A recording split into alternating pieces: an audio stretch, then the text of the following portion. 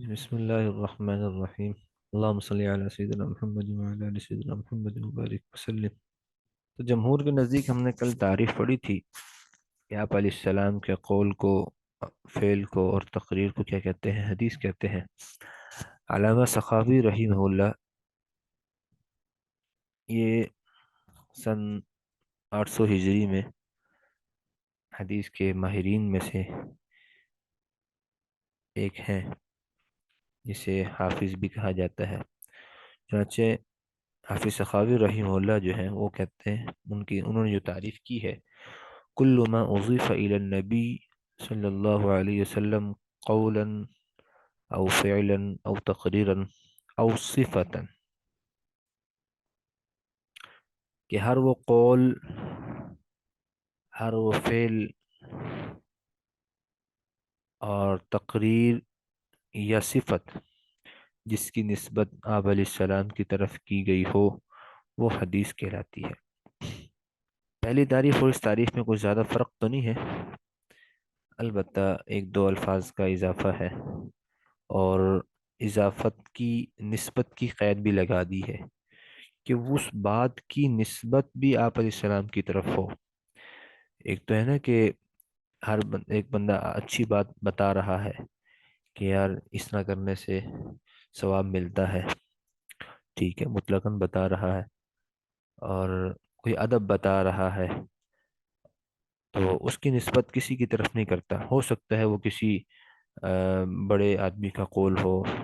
یا کوئی جو ہے وہ ایسی بات بتا رہا ہے جو طب سے متعلق ہو، فائدے مند ہو لوگوں کے لیے، اس کی نسبت کسی کی طرف نہیں کرتا۔ تو اس میں علی الاطلاق اس کو پھر حدیث اس معنی میں حدیث نہیں کہا جائے گا جب تک اس بات کی نسبت نہ کر دے۔ چنانچہ حدیث، جو اصطلاحی حدیث ہم نے پڑھی ہے جس سے آپ علیہ السلام کا قول فعل مراد ہو،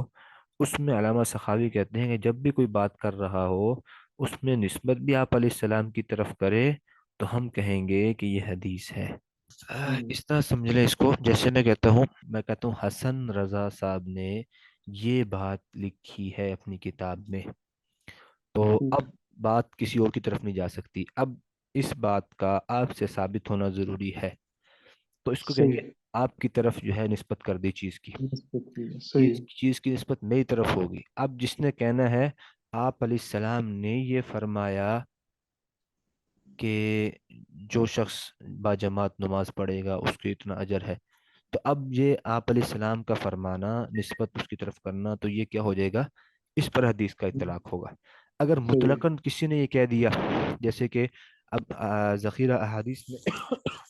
ائمہ کے یا بزرگوں کے جو ہے نا وہ اقوال بھی ملتے ہیں، ائمہ اور بزرگوں جی کے اقوال بھی ملتے ہیں کہ جو رات کو تہجد پڑھے گا اس کو یہ فضیلت حاصل ہو، یا اس کو جو ہے نا طبی اعتبار سے یہ فائدہ ہوگا۔ اب ہو سکتا ہے کسی جو ہے وہ کسی حکیم نے بات کی ہو، کسی بزرگ نے بات کی ہو، لیکن اس میں پھر ہمارا سروکار اس کے ساتھ نہیں ہوتا۔ لیکن جب تک اس بات کی نسبت آپ علیہ السلام کی طرف نہ کر دی جائے ہم اس کو حدیث سے نہیں کہیں گے۔ صحیح ہے دوسرے الفاظ میں ایسا بھی ہوتا ہے کہ مثلا اوقات ایسے ہوتا ہے کہ وہ نسبت مشہور ہوتی ہے، مشہور ہوتی ہے، یعنی کہ وہ بات آپ علیہ السلام کے علاوہ کوئی کہہ ہی نہیں سکتا، جیسے کہ کسی عمل خاص پر اجر خاص بیان کرنا، کسی عمل خاص پر، یعنی کہ کوئی یہ کہتے ہیں جمعے کی رات جو یہ عمل کرے گا اللہ تعالیٰ اس کو جو ہے قیامت کے دن یہ اجر دے گا، تو یہ کام کس کا ہے؟ یہ عام آدمی بزرگ کوئی نہیں کہہ سکتا، یہ بات شارع ہی کہہ سکتے ہیں، اور شارع کون ہے؟ آپ علیہ السلام ہے۔ یا اس طرح کی صحیح کوئی بات آئے کہ جس پر عمل خاص پر اجر خاص بیان کیا جائے تو اس کو بھی کیا کہیں گے؟ ہم حدیث کہیں گے۔ حدیث تو نوعیت کے اعتبار سے حدیث کی تین اقسام ہیں۔ نمبر ایک ہے حدیث قولی، ٹھیک ہے، وہ جو ہم ابھی پیچھے پڑھ کر بھی آئے ہیں، اس پہ بھی وضاحت ہوگی، اس میں بھی مزید وضاحت ہو جائے گی، جو رسول صلی اللہ علیہ وسلم کے بول اور الفاظ پر مبنی ہو، یعنی آپ علیہ السلام نے بات کہی ہو، اور اسی طرح یا جن میں نبی اکرم صلی اللہ علیہ وسلم نے کسی کام کے کرنے کا حکم ارشاد فرمایا ہو، آپ علیہ السلام نے بول کر کسی کام کے کرنے کا حکم ارشاد جیسے افعل، آپ یہ کام کرو، یا امر کا صیغہ استعمال کیا ہو، ٹھیک ہے، یا حضور صلی اللہ علیہ وسلم نے کوئی بات ارشاد فرمائی اور کسی صحابہ نے وہ بات سن کر آگے نقل کر دی کہ میں نے حضور سے یہ بات یوں سنی ہے، تو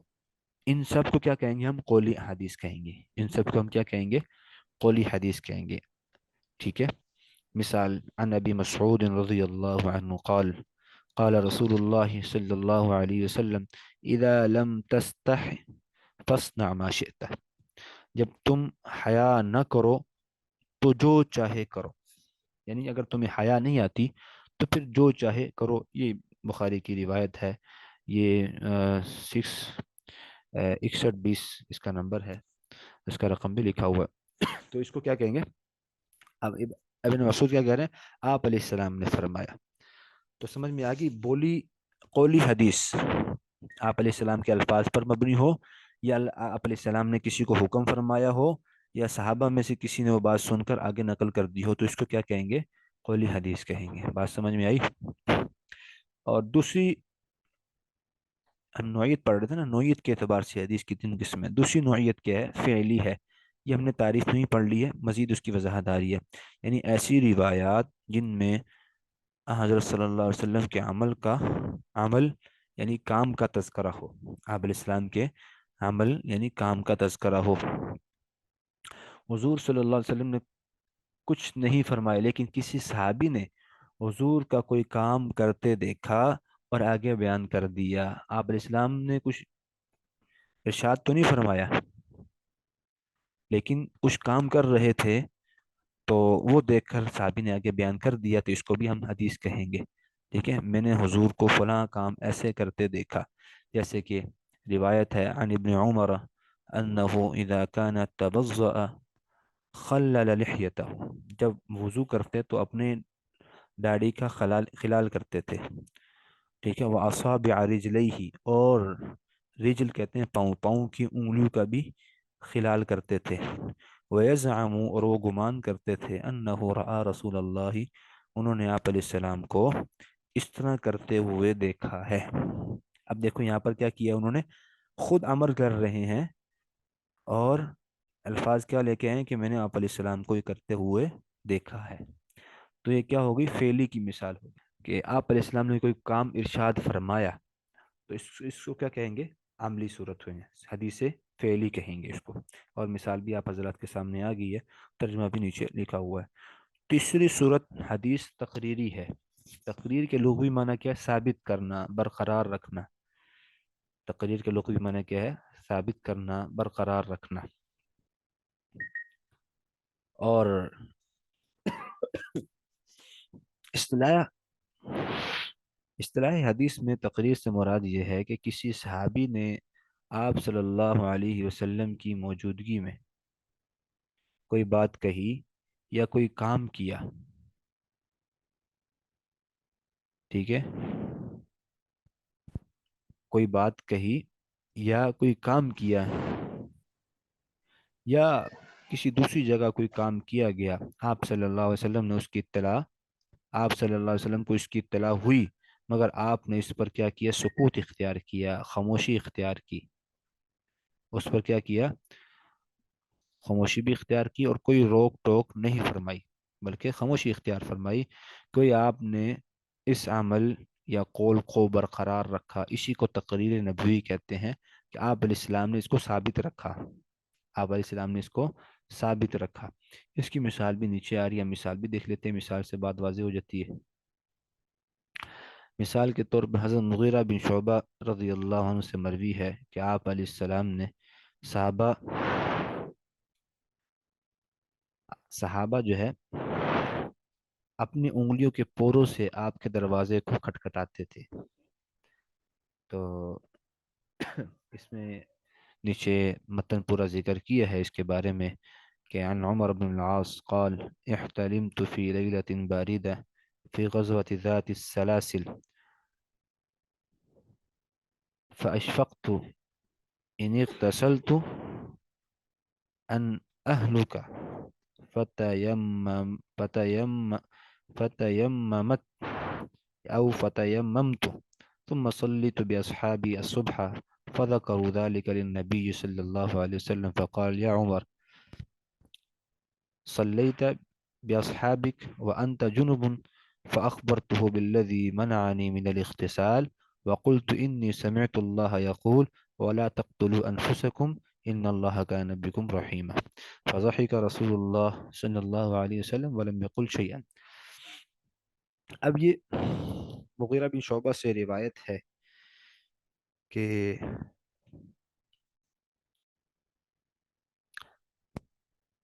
ایک تو روایت انہوں نے اردو میں بیان کر دی نا کہ اپنی انگلیوں کے پوروں سے آپ کے دروازے کو کھٹکھٹاتے تھے، تو اس پر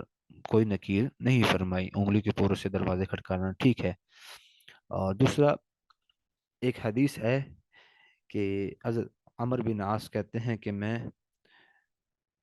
غزوہ ذات سلاسل میں تھا، تو مجھے رات کو کیا ہوا، غسل کی حاجت ہوئی. تو میں نے کہا کہ اگر میں نے غسل کیا تو میں تو ہلاک ہو جاؤں گا، سردی بہت زیادہ ہے. تو میں نے تیمم کر لیا،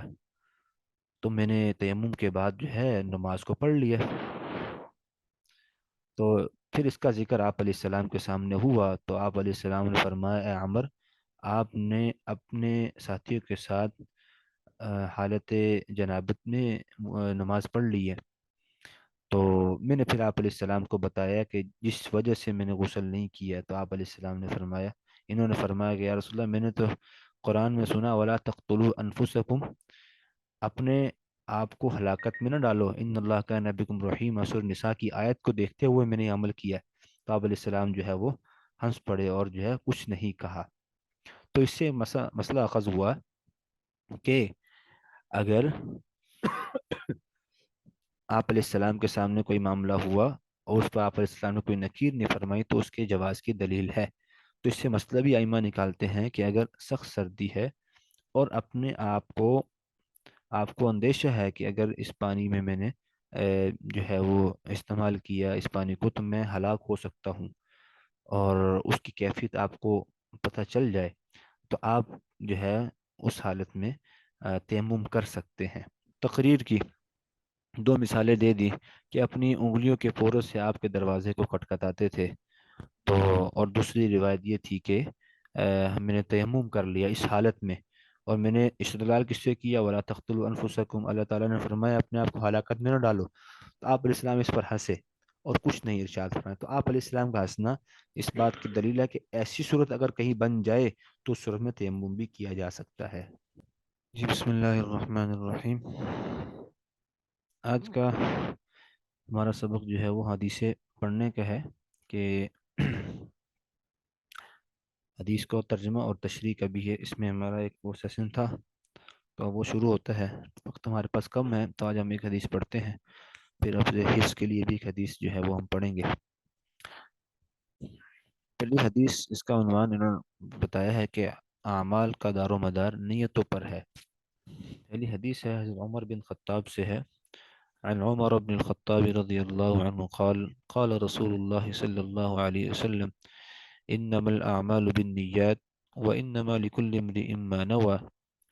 فمن كانت هجرته الى الله ورسوله فهجرته الى الله ورسوله ومن كانت هجرته الى دنيا يصيبها أو امرأة يتزوجها فهجرته إلى ما هاجر إليه. حضرت عمر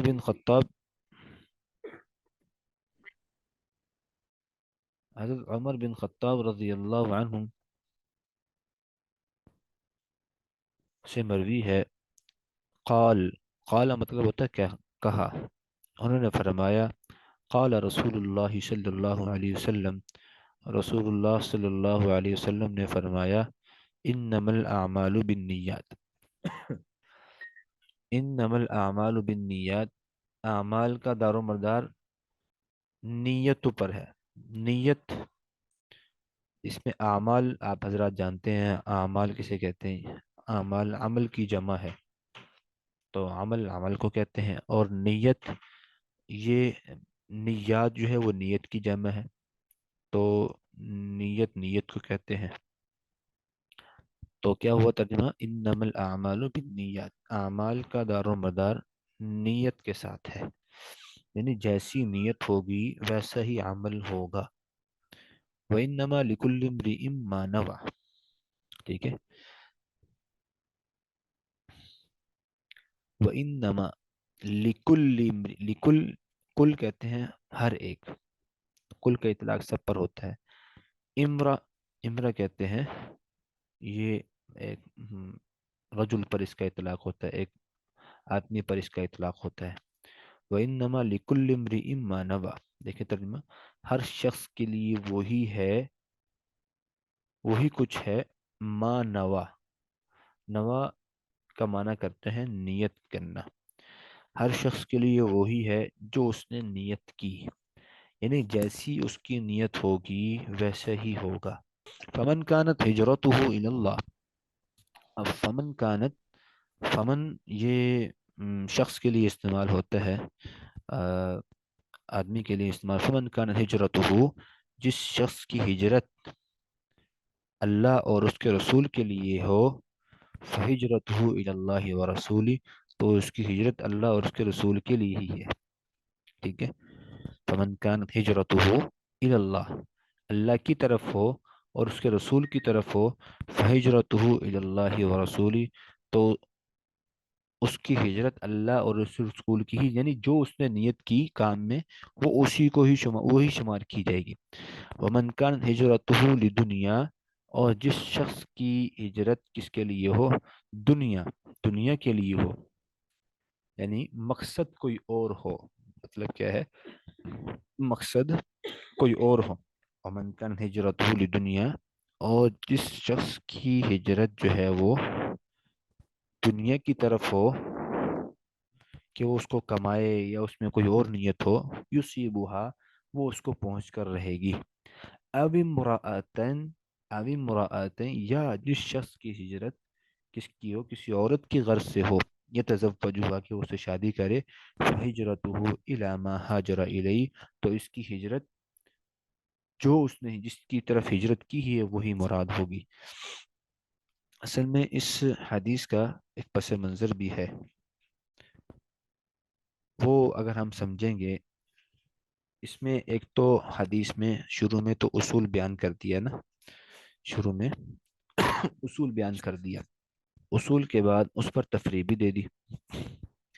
کہ اعمال کا دار و مدار نیت پر ہے، جس نے ہجرت کی نیت کی، ٹھیک ہے، اللہ اور اس کے رسول ہی کے لیے کی، تو اس کی ہجرت اللہ اور اس کے رسول کے لیے ہی ہوگی، اور جس نے ہجرت دنیا کے پانے کے لیے کی تو وہ اس کو پہنچ کر رہے گی، یا کسی خاص عورت کے لیے کی تو وہ اس کو پہنچ کر رہے گی۔ اب ایک صحابی رسول تھے، صحابی رسول تھے، چنانچہ انہوں نے جب ہجرت کا وقت آیا، ہجرت کا حکم ہوا، صحابہ جو ہے وہ مکے سے مدینے کی طرف ہجرت کرتے ہوئے جا رہے تھے، تو اس میں ایک عورت نے کہا کہ اگر آپ مدینے میں آ جاؤ گے میرے پاس تو میں آپ سے شادی کر لوں گی۔ چنانچہ انہوں نے اس غرض سے ہجرت کی کہ ان سے شادی کریں، اس غرض سے ہجرت کی کہ اس سے شادی کریں، تو اب وہ ہجرت تو ہو رہی ہے لیکن نیت انہوں نے کیا کر لی کہ وہ شادی کرنے کی کر لی، تو ادھر تو حکم اللہ نے دیا تھا کہ اپنے احباب کو، قبائل کو، اپنے گھر بار کو چھوڑ کر نکل جاؤ یہاں سے، ہجرت کر دو، کفار سے دور چلے جاؤ، لیکن وہاں پر نیت کیا ہو گئی تھی، اور وہاں پر اللہ، اس صورت میں اللہ اور اس کے رسول کی نیت کر کے یہاں سے نکلنا چاہیے تھا، لیکن انہوں نے اس عورت کی نیت کر کے نکلے۔ چنانچہ اس کے بارے میں فرمایا کہ انما الاعمال بالنیات، اعمال کا دار و مدار کس پر ہے، نیتوں پر ہے، تو جو شخص اللہ اور اس کے رسول کی طرح ہجرت کرتا ہے تو اس سے وہی مراد ہوتی ہے،